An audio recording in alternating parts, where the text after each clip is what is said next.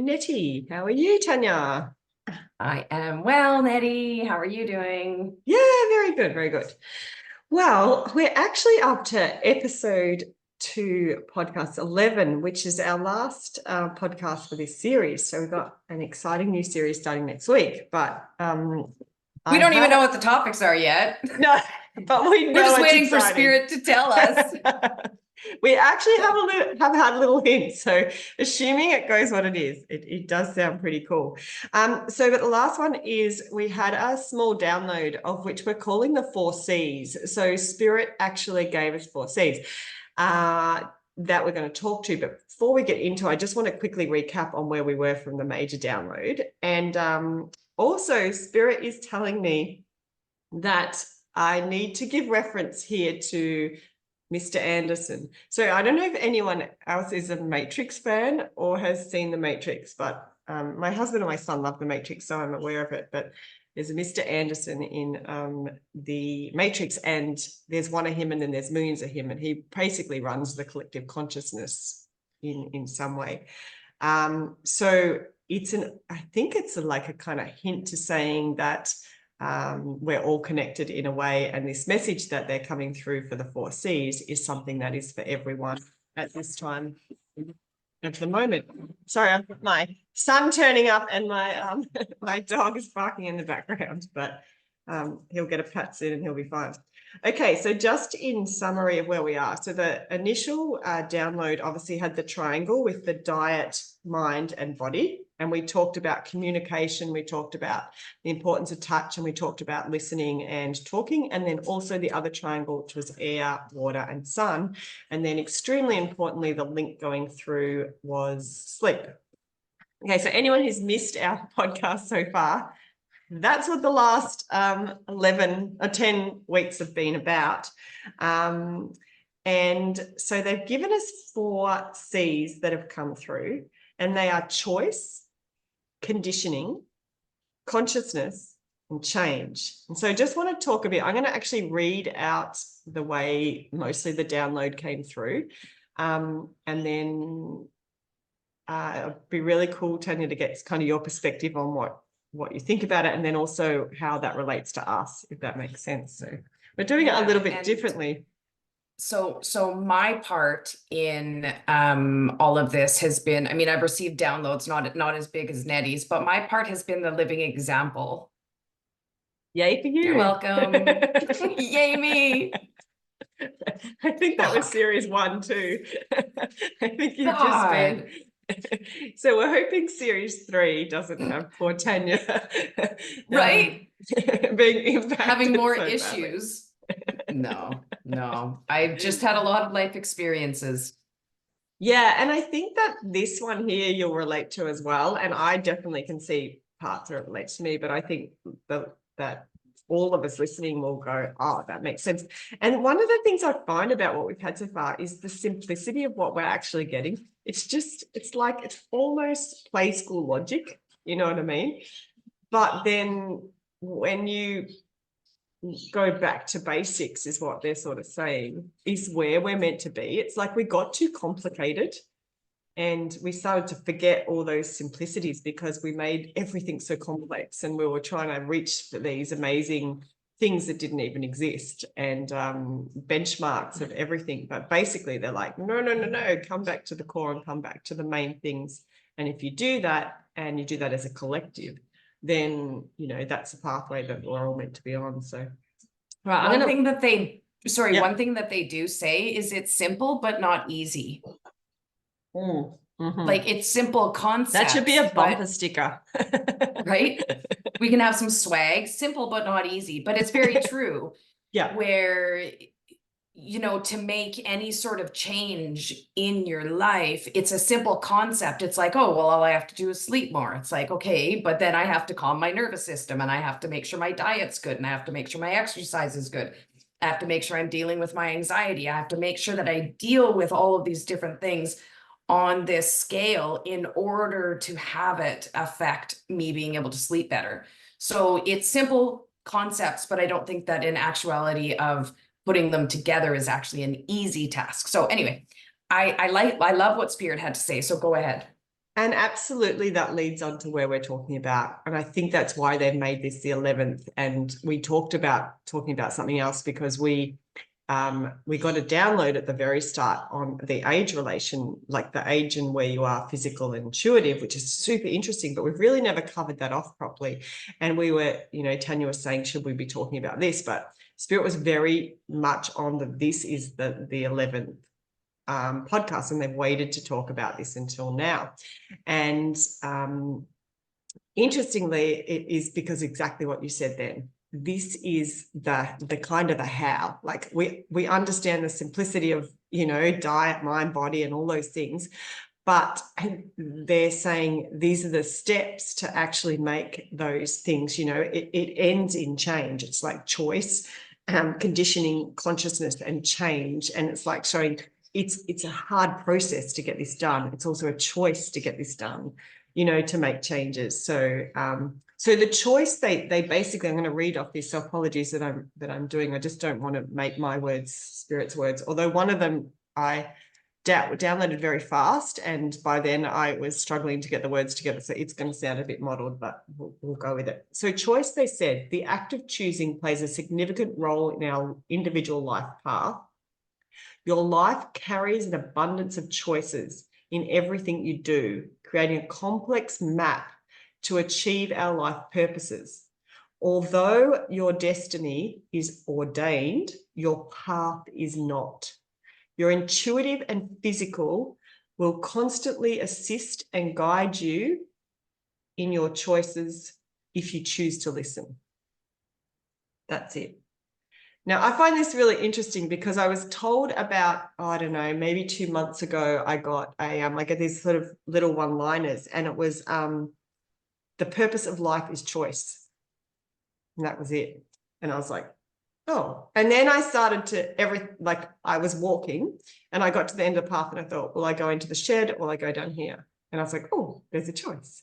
And I decided to go over to the other area and do a further walk. And then I was like, will I go on the grass? Will I do this? And I'm like, oh, you know, and then I started to think, I was slightly cold and I was like, oh, I chose not to bring a jacket. Like, and it was just, I started to think, oh my God, every second I'm making choices. Like, you know, will I think this way, or will I walk this way, or will I talk this way, or choice? And then I realized the impact of choice, almost to that it was too much. I was like, oh my God, leave me alone. I don't want to make a choice. So, do I choose not to make choices? Can I do that? Yeah. What I love about just that, the simplicity of choice is making conscious choices. And making conscious choices, which too, I think brings in that nervous system being calm, because let's just say I can make a choice. What they're saying is you can make a choice based on fear, you can make a choice based on calm. So there's you'll hear a lot of questions of people being like, well, how do I know if I'm making a choice based on what's the right path for me if I'm making a choice based on fear? And that's what they're saying is why they want to really ensure that the nervous system is calm, because then you're making a choice based on what your body is actually feeling about it, not your nervous system being out sending you signals that are actually based on the past or past memories or past experiences. So like an example would be if you're in an abusive relationship and then you're in a healthy relationship, the person could speak to you in some way or say a word that all of a sudden makes you go, uh-oh, you know, I'm not okay. But really, they're not coming from that place. Your body is trying to say to you, not good, run. Yeah. But the reality of the situation is that you're not in any danger. This person is not a threat to you whatsoever. Am I making sense in sort of explaining how choices need to be made with all of these pieces in line? That makes sense. That's where they're saying the connection between the actual physical nervous system and the intuitive nervous system align together. Yeah. Because the physical nervous system can send you signals from something from the past, whereas the intuitive can be trying to override that and be like, no, it's okay. So they actually have to be in balance together in order to be making conscious choices that are not based on our body almost giving us like faulty information about the decisions that we make. Yeah. And they're also pointing out like there's a choice scale. So it's like the impact of the choice. So we make choices constantly that we're not even thinking about because the impact isn't there. Like whether I pick this pen up now or not pick this pen up has very little impact on what I'm doing. So yeah, and you know, what we do. So there's a lot of things, you know, we choose what we wear each day, we choose what we say, where we walk, what we do, all those things. Some of those have such that there's a scale of impact is almost zero to impact is I'm leaving an abusive relationship or I'm staying in an abusive relationship. Impact is huge if I change, you know. So I've got a choice there, but making a choice to do something different or to leave it, everything that I do in that relationship can have a dramatic effect on my life. And so they're talking about kind of there's this scale of choice that we're making all the time. And the higher we get up the scale, the more those things that come into the nervous system comes into play where it's a repeat pattern. The small impact that nervous system just tells us, yeah, go for it. It's not going to matter. And then as you get up there, that gets into more. We're doing things so intuitive down at this level. And then as we come up to here, we start to divide out two things and it's actually keeping them together that is going to make that easier. And things like fear and you know, nervous system carries memory, right? So that memory thing of like, oh yeah, if I see a spider, I've got to scream because apparently it's scary, you know. And then well, you're in Australia, they are scary, Nettie. They will kill you, literally kill you, apparently. Not like a black bear or a grizzly bear. They won't. At least my spiders don't kill. I know, I always tell that story about me being like, but Nettie, everything in Australia is gonna kill you. And she's like, but you have bears. I'm like, we don't see bears. Like, they're not hopping around our yard like kangaroos are. 2 weeks after we left where we were, people got killed by a bear. I'm like, oh, yeah. Okay, it's real. Okay, so the next one's conditioning. And so these are running in line the way they've given us, and they show me a circle of this. So it's almost like the choice, and even though change is at the end, change could also be anywhere in there, if that makes sense. So they all sort of go around. So they say for conditioning, from the moment you are born, human conditioning begins. And it's interesting they use the word human conditioning there. Parental, sibling, community, and societal influences are teaching you how to be human. Your body has a physical system enabling you to teach, to learn, and to retain information as a memory. This creates thought patterns and responses referred to as habits or as conditioning. These do not always align with your own purpose and can significantly influence the pathway you take. So they're saying that your conditioning may not match where you're meant to doing it. So removing, retaining, and creating new conditioning is a crucial tool to help you choose the pathway to your individual ordained destiny. And interesting, they're saying the body has a system that stores memories, et cetera, and that's the nervous system.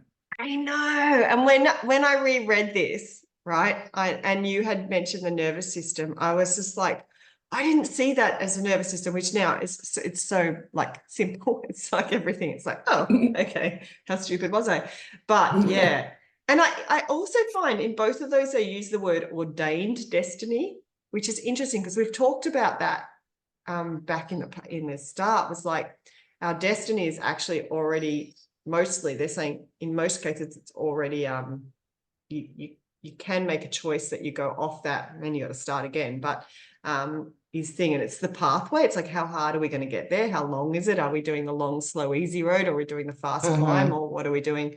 So it's interesting that for me was kind of an interesting thing.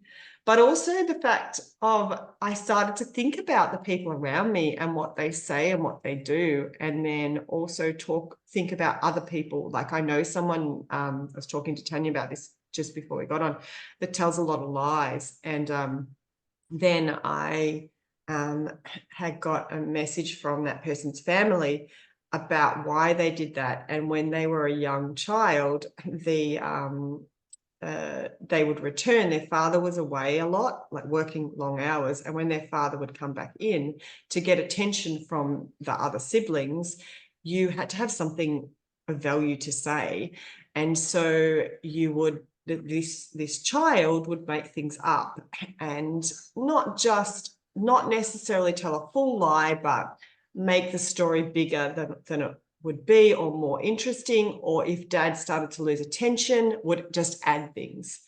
And so every day when the father came home, they had a limited time before they had to go to bed. So this story would be exaggerated and built up, and to the point that this person would spend the day thinking about what they were going to say to get their attention.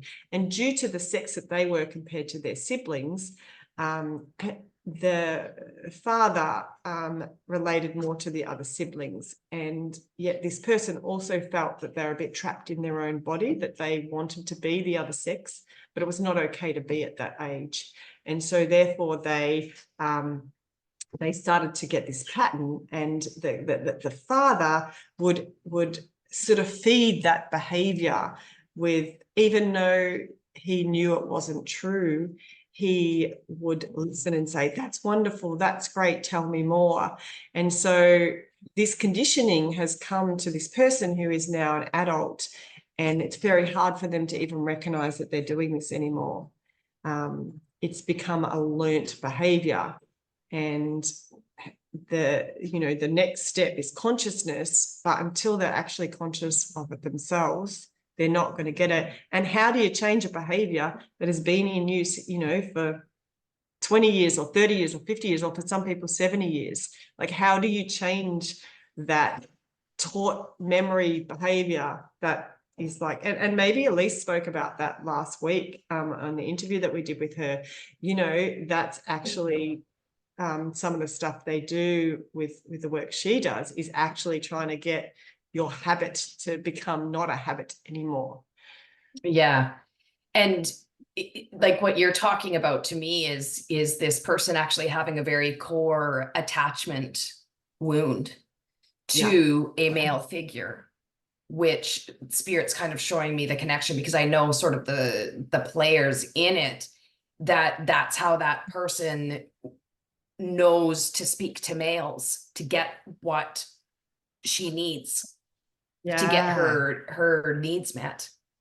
True. Yeah, and I hadn't thought about that. But then it's like, that well, comes neither back did I. to, Spirit just showed me that. Yeah, but that's conditioning, right? So that happens in all the time. The other thing will happen in conditioning is, you may be around people who are really negative about or really racist or something like that. And so, they are saying these things to you all the time. And even if you go away and you go, I don't agree with that, someone will walk in the room and a racist thought will pop into your head, and you're like, no, I don't believe that. But you've been like, that's almost like the nervous system saying, this is what is said when that is around. And it's actually learning to get that not to be your first response, and actually having your second response. And it's even conditioning to know, if I touch this, it's going to zap me. And burn so you learn or not to do that. Yeah. So the conditioning, the habit is crucial. Like it teaches us to not, like, it keeps us safe, but it's like learning to know what is conditioning, well, everything to a certain degree, but what conditioning do I want to maintain? What is positive conditioning for me, and what's negative? Healthy and what isn't, right? Yeah. So I grew up very much with my feelings being invalidated or not being encouraged. So getting into that very sort of vulnerable, we talked about it in previous podcasts about how challenging it was for me to really get into that very soft, vulnerable space within myself. And it's not that I'm not sensitive, or it's not that I don't have a lot of feelings. It was never encouraged. Like, I remember I was doing a transfer with work, and it was like, well, I don't really want to go there. And my parents' response was, suck it up, buttercup. Like, it is what it is. And just, here's your bag, get out the door.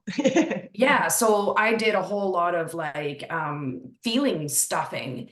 And one thing that really came up for me in my relationship with Kevin, which we've talked a lot about, is my feelings being invalidated. So it would be like, well, that doesn't match the facts. And it's like, but it doesn't have to match the facts. This is how I feel, and I'm Yeah. perfectly okay to feel this way. And do you remember in one of the podcasts, I was talking about how I was seeing sort of all these conditioned connections with my family. And I'd received a text message from my dad about something where he was very critical and frankly shaming me for this very small thing. And I wrote back to him and said, I find that very hurtful when you talk to me like that, blah, blah, blah. And he basically came back to me and was like, your feelings are stupid. That's not what he said, but it was like, oh, there you go, thinking that I'm being mean to you. I'm not. And so again, that is the conditioning Yeah. that I grew up with. And then that is what I attracted in my relationship. Not all the time, but some of the Yeah. times where something would really bother me and it would be like, I'm not okay with this. And it would be like, oh, come on, like you're just being this, or you're just being that, or, you know, like take those feelings away, like don't bring those too close to me. So I hope I'm explaining that in a respectful way to the people involved, but also to say I was, and then the other piece I was going to say is I was, so obviously I see a psychologist, I think everybody should. I was talking to him about a file where there's a young girl that was being preyed upon, and you could see sort of the grooming behaviors and stuff that had happened. And he kind of, we've talked about that, but then we also talked about this family stuff. And I said to him, I go, yeah, I get it. I've been groomed. And he's like, oh, you know, he gives me that like psychologist look, like, oh, you're seeing the connection. But it's true. I was groomed and conditioned to think that my feelings were not valid. To, if somebody else told me that my feelings were not valid, I would sit back and go, oh, well, what did I do wrong then? And I would stuff them down. So it's that was a very negative conditioning for me. It's also a positive in some ways because I can be a successful police officer. We talked about it at the beginning of the podcast. I can sit in a room with a pedophile and interview them and make them think we're friends. You know, so there is a positive in some ways to that, but I was very conditioned to put up with this person's behavior towards me, which then bled into my adult relationships. So the next piece, the next C that you're going to share is really how I became aware of it. Yeah. Okay, we'll go on to that. Hang on a tick. I'm using two computers at once here. Look at me being amazing. All techie. Oh, they're also just showing me, re-showing me the triangle too. So when we're talking about conditioning, and then we're talking consciousness is the next one, they're talking about that like diet. We're conditioned about what food from the day we think this is yummy, this is good for you, this is like, they'll hold a chocolate, you know, this is yummy, they'll hold a carrot up and they'll say this is healthy, you know, and so not that the carrot's yummy. And so we're conditioned to know what things are. They're showing me the body and they're saying this is the size you need to be, you're fat, you're skinny, you're too short, you're too tall. So we get validated, or we get conditioned to what is the normal. And they're showing society, like I'm getting magazines flicking through of us being shown what is good and what is bad. And even more so now because we've got such screens are everywhere, we're constantly through marketing being conditioned to what is current, what is good, what is bad, you know, what size our lips should be, everything. And then they're showing with our mind, we're constantly being told things that the way you behave is this, the way you do this, the way you think is this. You know, if you think that, then that is bad. If you think that, then this is good. Yes. So yeah. And then, and even with sleep, they're saying you're conditioned to say you need to sleep at these hours, you need to do this, you need to do that. So even we stop listening to ourselves for how we should sleep because we're told how many hours we should sleep. And if you wake up tired, they're like, oh, you're not getting enough sleep. It's like, well, actually really think about it. So we're losing our choice and our thought process if we're not conscious of what's going on, which leads into this. So consciousness. Now, this is the one that they said very fast, and I am dyslexic, which I think I've said many times. So even the word consciousness for me is almost an impossible word to write down. It's got too many letters. So I was trying to write this very fast. I read my notes back later, and I'm like, good luck in translating that. So I tried to sit in it and get it back. So this does sound a bit clunky, but the consciousness, this relates to your awareness of your conditioning, influencing your choices and being aware of the tools available to you that can play a significant role in being able to make significant or even minor changes in your life. Your intuition plays an important role in guiding you once you are aware. Self-reflection is the crucial step towards consciousness. And they showed me at that time it relating to the mirror window that we spoke about. So rather than looking out the window and assuming that, you're seeing everyone happy and everything going a certain way, or people unhappy when they might not be, all those things, they're saying this consciousness is the time when you actually pull the blind down, look into the mirror, and actually say, who am I? What am I doing? What am I aware of? And I'm reading in my notes. This isn't exactly as it was said. It was said too fast at reading my scribble. So that mirror image that we talked to, it's interesting that coming back up. But without consciousness, you don't have the choice to make a change because you're not aware of it. So they're saying this bit is really, really, really crucial. And, it is difficult to self-reflect, but it's the important way to get this. And the word truth is coming up really strongly. It's very hard to be true to yourself when this is, because you understand when you point out flaws within yourself or habits within yourself, you have to accept that what I was doing, I don't think is okay.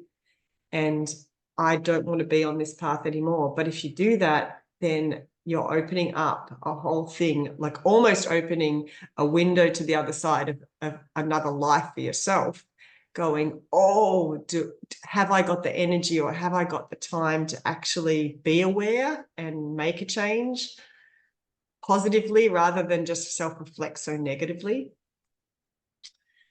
Yeah. Say that again. The whole lot? Not the whole lot, just like I was picking up what you were putting down, but when you went into the like self-reflecting negatively, what do you mean? So when, say for instance, I self-reflect a lot, okay?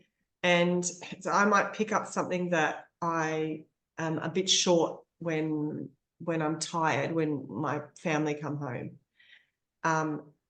But then if I kind of go, okay, I'm going to accept that, I don't want to look at that negative and get really harsh on myself. I want to have the time to go, okay, that's not right. How can I actually change that? And then it's having the energy, and I'm probably doing it because I'm tired, and there's excuses that I can make, but the fact is I'm doing that, and it's actually to say, okay, well, what do I really want to do?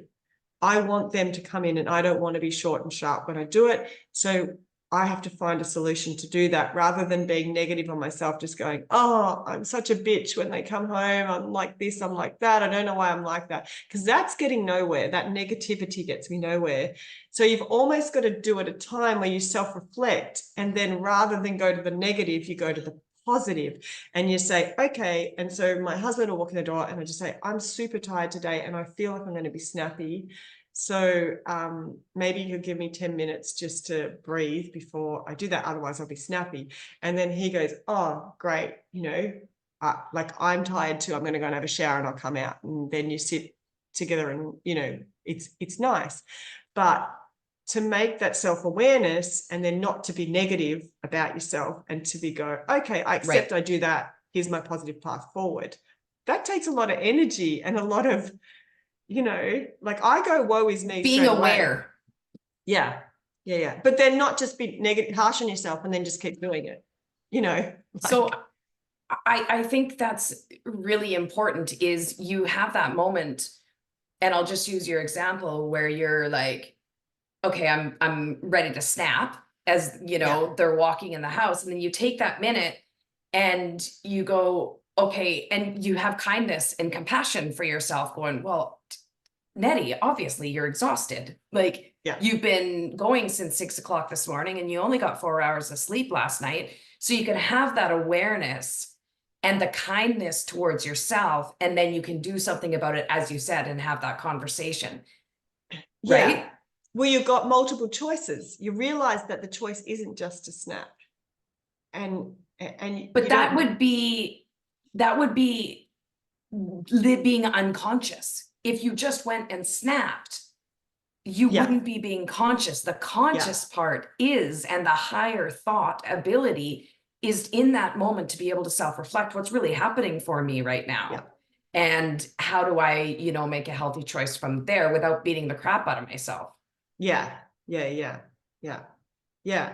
And, you know, we have this saying, my husband and I, it's called 1 to 100.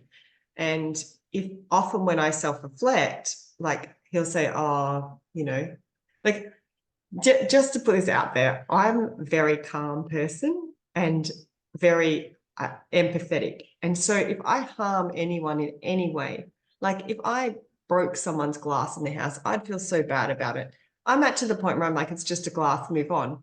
But I have a lot of empathy for anything. So I don't like harming anyone in any way. And if I find out, for instance, that my husband felt I was being rude to him or rushed or something, like even rushing him when he wanted to get something done, and he would say, you know, oh, you've been doing that lately, you've been rushing, or you've been snapping, like when you come in, you're not as nice as you normally are. I would then go, we call 1 to 100. Oh my God, I'm a terrible person. I can't believe I didn't notice that. From now on, I'm not going to say a negative word for the rest of the year. You know, like, and he's like, whoa, 1 to 100. I was just pointing it out just in case you didn't know, you know, in case you hadn't seen that mirror, because that's out of character for you. So, you know, like what I'm trying to say for me with that conscious awareness is actually trying not to take it and then dramatize it to something that it's not. Pendulum swing to a whole other side. Yeah, to where you're, you know, making up for all the sins that you've done on the world and all your ancestors have done. Yeah, that's right. By you know, and even the snappiness might just be when coming, not just saying, oh, like had a shit of a day, you know, which is not what I normally say. So it's not even really being snappy. So I really, you know, go to 1 to 100, and I'm quite good at self-reflection, except for the fact that I extreme it and then I perfectionize it, you know, and then I go, right, I'm never doing that again to the dream. Right. And so I think everyone's got their own scale of it. But self-awareness is, as they said, like that's the crucial step towards the other 2 or the other 3 C's. Like you can't have you know, you're making choices all the time, but you can't make another choice of something that you do it, that you've been conditioned to do, if you're not aware of it. Like, do I do that? You know, like, yeah.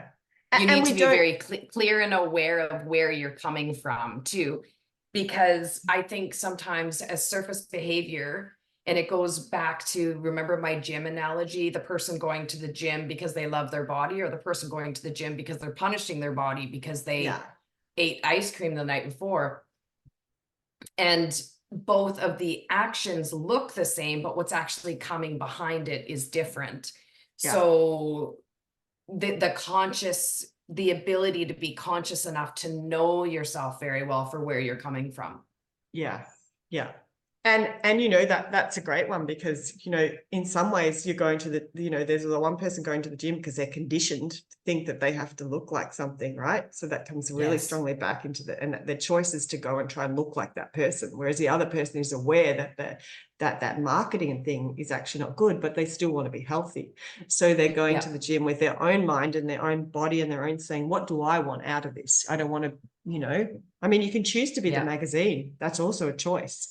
You can, you know, completely random side note. Do you know how many people I know that have fabulous bodies that have disordered eating, disordered working out, disordered thoughts? Like, yeah, there's a big correlation. Yeah, it's a dangerous place to go. And when we talked about that bell curve of age and intuitive and physical, there's a lot of people who are so focused in their physical when they're by now they shouldn't be by that thing, and that's through the conditioning that you really have to, that's what you look like, that they're not seeing the world in such the beauty that it is for all the other things, and they're going to actually have all those issues because their intuitiveness is so out of balance with their physical, and it's harder to do it. But the good part is, you know, that consciousness of actually realizing that I'm actually really out of whack with that then you can start to make those choices, to make the changes, sort of thing is important.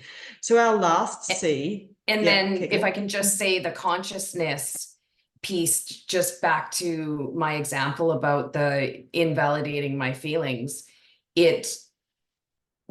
I needed to have a level of consciousness and intuitiveness and to be able to see that pattern.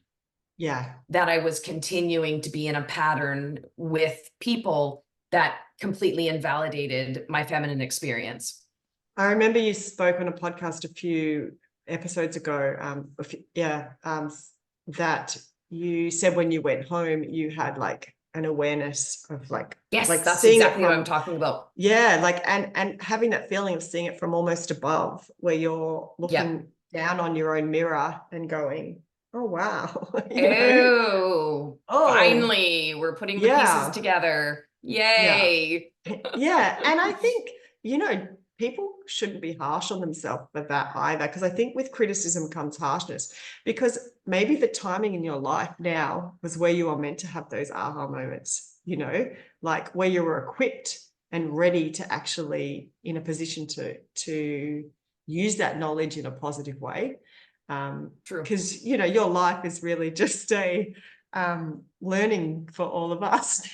No, you're welcome. Example. Again. Yay. We're going to call her Tanya Example Leanne. A new middle name. Okay, so the last one is change. So change is not always an easy step for some humans. Others embrace it fully. Both have positive and negative impacts. So both types of change, or both being someone who changes easy and being someone who doesn't change easy, they're saying has positive and negative impacts. Balancing change is its timing, its pace, its impact is key. Choice, conditioning, consciousness, all are steps that lead to change. Change is not always the answer, but it is always an option, a choice. The 4 C's work together, a balanced circle relying on each other, one no more important than the other. The 4 C's relate to each element of the triangle that make up the star of realignment, the star of balance, which is what we were talking about before, diet, mind, body. So they're throwing that back to us to show us that every element, like diet, mind, body, whether we listen, whether we talk, whether we hear, how much we touch people, how much we get out in nature, all those things, how much we're in the community, how much we walk in fresh air, stay in the breeze, go in the water, drink fresh water in the sun, all of those are impacted by the 4 C's, our choice, our conditioning, our consciousness, and our change. And we use this now 4 C's as a tool to go back to the triangle and say, okay, let's look at body. what am I conditioned to do? What am I really like? Where is my heart really in this? What is my intuitive saying about this? So yeah, and change is hard. I see that a little bit differently in how they show it to me. And maybe we're saying the same thing, I'm not sure. But to me, what they're saying is that all of those points on the triangle, well, it actually became like 6 points, really. Yeah. All of those 6 points need to be fairly well balanced. Your intuitive and your physical needs to be in alignment in order for your nervous system to be calm, in order for it to overlap with your intuitive nervous system, to then be able to make a choice, be conscious enough or of the conditioning for why you're making those choices, and then be calm enough within yourself because everything's in balance in order to actually make a change. Does that make sense? It does. And they're showing me the chicken and the egg. So they're showing me that is relevant. So yes, you need that to but it could go way, either way. but you need that to go that way. And so it's interesting that they both brought up both of those things, because if you're not aligned and balanced, it's very hard to be consciously aware and have all those things.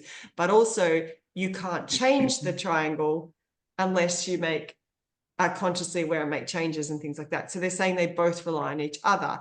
And when it talks about its balancing change, it's timing, its pace, and its impact. So you might be out of balance with the triangle and those 6 points, or 2 of those points and 4, but you can slowly make slight changes to get to the point. And that's where the timing comes in. It's a little bit like knowing you've got to make a big change in your life, choking. No. Can we pause? Can you pause? Yeah. Just pausing while Tanya has a drink of water. We'll be back in one moment. This is definitely Keeping It Real with Tanya and Nettie. Yeah, so we're talking about like making a bigger change. Is the crucial part of that is actually the timing. So little changes I spoke about just before was like, they're easy to do, little choices. We talked about choices during the day we make, but actually big change comes down to making sure that everything is right. Like, so making sure your triangle, we talked earlier on podcasts about the triangle expanding and contracting. And I think it's making sure that when you know a big change like work or being with the wrong partner, like when you left your partner, or those sorts of changes, you can't necessarily make those and be in the right spot, if that makes sense.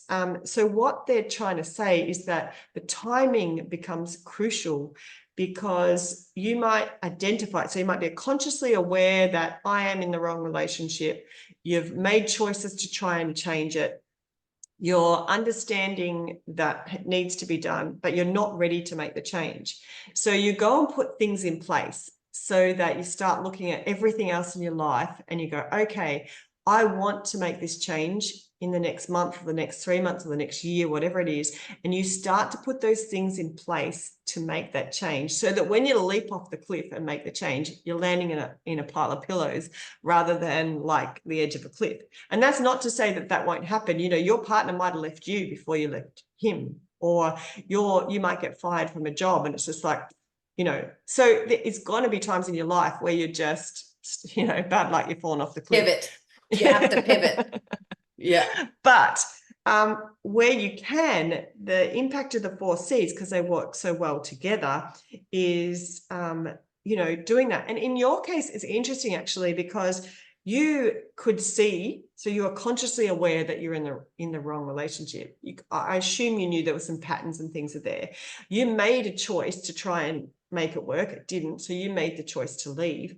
And then afterwards, when you return home, you are even more like, you had extended your conscious awareness to go, hey, this is part of the reason why that all happened. And, I was able to make that change But also at the same time, you're like, oh, that's why I also am good in my career. That's why I'm also good in this, because of that conditioning I had when I was young. So you took the positives out of it and the negatives, and then you start to be consciously aware to say, well, actually, I want to keep a bit of that trait. I don't want to uncondition that out of me completely, because it's a positive in my life.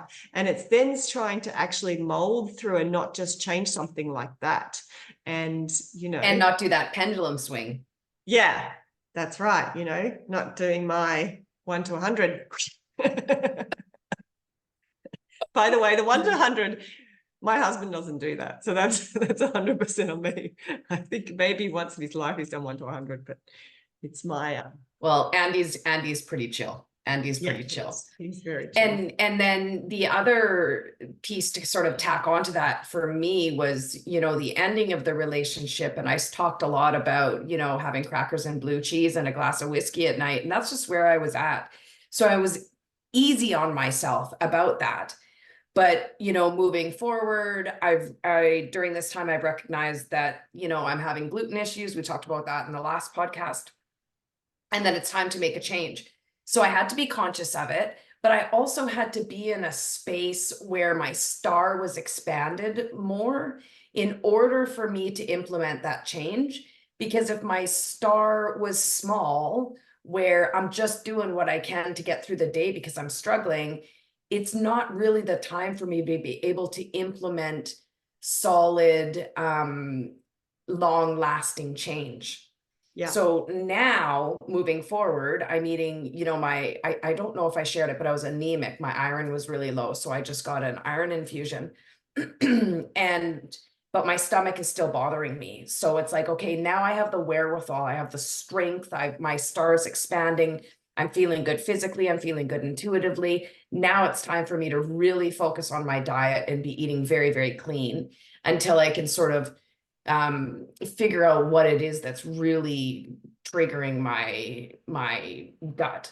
So I hope that made sense where I'm trying to say that in order for it to happen, you have to be in the right space in order to make the changes that are required for yourself to be able to even just begin to wrap your head around it. Yeah. And Spirit showing me, because I'll use the word perfect every now and then, and Spirit gets really angry about that word. It's not a word that they like at all, because it's a measure. And so, we've talked about before, but they're also trying to say that there's not a perfect star. So Tanya could actually intuitively feel where each of her things needed to be to get to the thing, not necessarily fully consciously aware of that. That's a good thing about intuition, because it's working in the background all the time. But when you are, then you can go, okay, now I'm ready for this. And you expanded yours. And for me, recently, I've kind of got to a point where I was like, I almost pulled mine into where it was all really comfortable. Everything was just really well aligned. And then I could make the change to expand. So you made the change when yours expanded and when you got it to where you are, and you're like, okay, now I'm going to pull it in. And I was doing the opposite at the same time, So they're showing there's every choice and every change and every consciousness and conditioning will all happen at different elements of the star. And part of the reason that they that we were made to have this sort of influx of the star was because, getting back to the very first start, very first line that they told us at the start, that part of our purpose on the earth is to make choices. And by moving our star and having that not being so stationary, where we can work everything out and just tick it off, our paths can be so diverse and choices will happen all the time because of that expansions of the star and that movement and growth that we're having. It's why we start as a baby and end, 100 years later as almost getting back to where we started from, and we have this lovely journey beforehand, because we're constantly, our bodies, our minds, everything are changing. We're growing, we're doing all those sort of things as we go. So yeah, it's pretty cool, actually. I'm liking the 4 C's. Yeah, I like the 4 C's too, because I feel like it's kind of a step-by-step instructions on how to implement changes in your Yeah. life. Because when the download very first came, Spirit was saying that we need to change. Humanity needs to change. We need to get back to the basics again. And so now they're actually giving this full step-by-step process with graphs and everything of how this all actually works. And it's very simple, but not easy. Yeah. And they're saying to me now, I have a friend who will laugh at this. They're saying that we often ask for black and white. And so this is, again, ode to Mr. Anderson.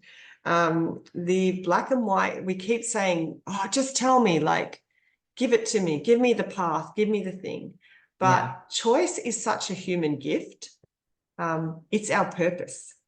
And the learnings that we have through each choice that we made, if we were given those answers and not given everything that needs to come into a choice, the conscious awareness, the understanding of our conditioning, and then the change, we would not do the learning that we need to. So they're kind of saying every time we put out there and just say, just give me the answer, you're actually taking away the best gift that you have, and that is choice. And if you've ever been put in a situation where you have very little choice, where you have your choice is to make no choices due to violence or due to racism or due to whatever that is, you will realize the value and the joy of choice. And so we need to start looking at choice as such a positive, and we need to start looking at change with the gift that it as well. Like, it comes with so much fear, often change, especially, we're talking about the bell curve of little to big choices,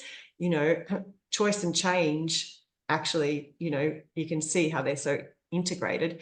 But the bigger the choice, those huge life choices and the changes, they come with bigger rewards. They come with bigger changes. Like whether, as I said, pick my pen up or not, that choice doesn't come with much reward for me at all. But if I make a big life change, we've just put our house on the market. I have a beautiful home that we built, and I love living in it, but I know that in my life, I need to make a change so that I'm not stuck in Groundhog Day, and that Spirit's guiding me to sell this beautiful home and move somewhere else, that my opportunities there to help other people, which is my goal of what I want, will be, my star will expand massively by doing that. I'm taking that big jump and that fear and that scare, knowing that when I've done that in the past with Spirit, it's been rewarded greatly.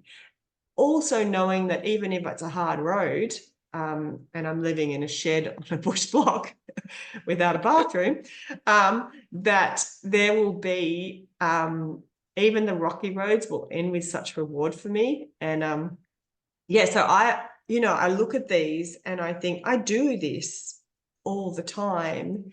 And I'm going to do it even more. I'm going to be so much more consciously aware. I'm going to almost put in place something that makes sure that my self-reflection happens more often, so that I don't only see the bits, like the self-reflection, and then I actually self-reflect on things that I think are good too, because maybe I've been conditioned to think that it's the right time for me and it's not. And I think, we can put those in practice. And when I go for my walks and things like that, the way I meditate is doing that, is to actually start to think about the 4 C's when I'm doing that, and say, hey, I am going to make a change in that thing. I can make a difference with that, or I can, but like, I have more choices than I thought. Like, I was looking at A and B, but there's actually an alphabet of choices, Yeah. So just to recap, what were the 4 C's? It was choice, conditioning, conscious, and change. Yeah. I love it. Well, with that being said, Nettie, it was lovely to see you again. Thank you, Spirit, for again giving us a bunch of information. And please like and subscribe. Please share this with anybody that you think might enjoy it. And I will see all of you next week, and as well as you, Nettie.